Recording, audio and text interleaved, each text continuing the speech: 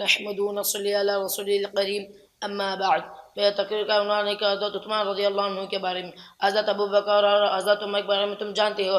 حضرت عمر کے بعد حضرت عثمان رضی اللہ عنہ مسلمان کے خلیفہ ہوئے.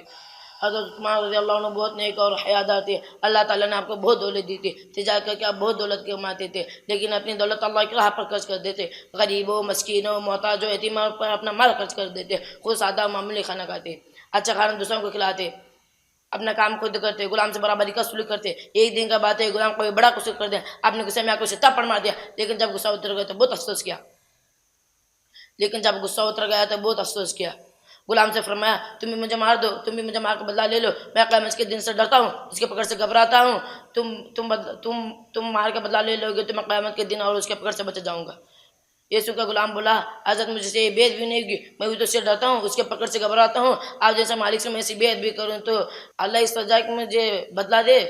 یہ سن کر آپ کی آنکھوں میں آنسو کے فوراً غلام کو آزاد کر دیا. وآخر دعوانا الحمد للہ رب العالمین.